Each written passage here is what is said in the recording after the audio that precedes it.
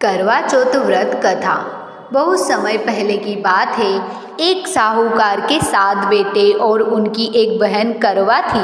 सभी सातों भाई अपनी बहन से बहुत प्यार करते थे, यहाँ तक कि वे पहले उसे खाना खिलाते और बाद में स्वयं खाते थे। एक बार उनकी बहन ससुराल से मायके आई हुई थी।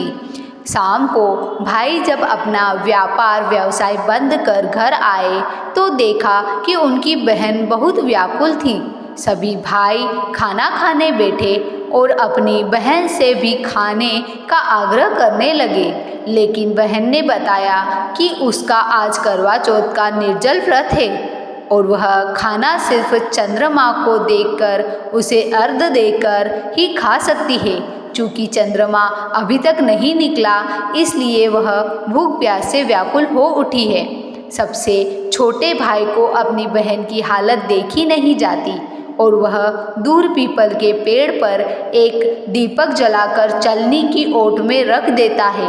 दूर से देखने पर वह ऐसा प्रतीत होता है कि जैसे चतुर्थी का चांद उदित हो चुका है।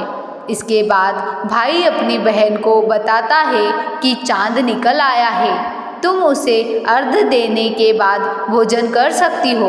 बहन खुशी के मारे सीढ़ियों पर चढ़कर चांद को देखती है, उसे अर्घ्य देकर खाना खाने बैठ जाती है। वह पहला टुकड़ा मुंह में डालती है तो उसे छींक आ जाती है। दूसरा टुकड़ा डालती है तो उसके बाल निकल आते हैं और जैसे ही तीसरा टुकड़ा मुंह में डालने की कोशिश करती है तो उसके पति की मृत्यु का समाचार उसे मिलता है।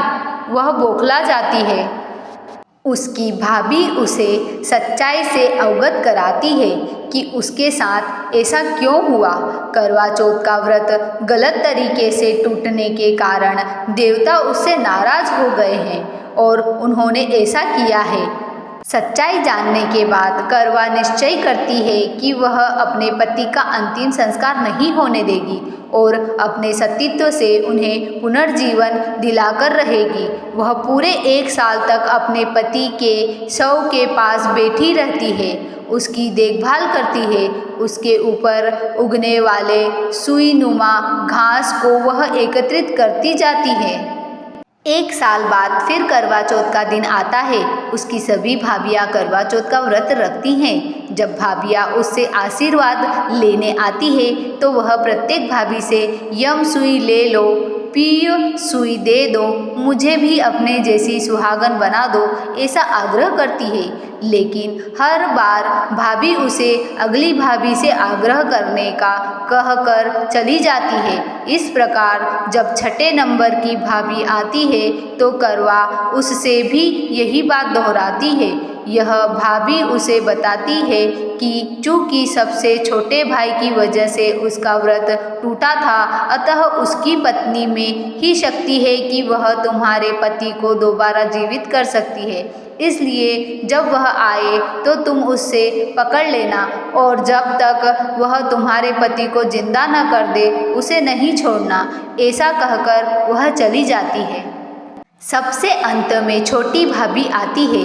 करवा उससे भी सुहागन बनने का आग्रह करती है, लेकिन वह टाल मटोल करने लगती है। इसे देख करवा उन्हें जोर से पकड़ लेती है और अपने सुहाग को जिंदा करने के लिए कहती है। भाभी उससे छुड़ाने के लिए नोचती है, खचोटती है, लेकिन करवा नहीं छोड़ती।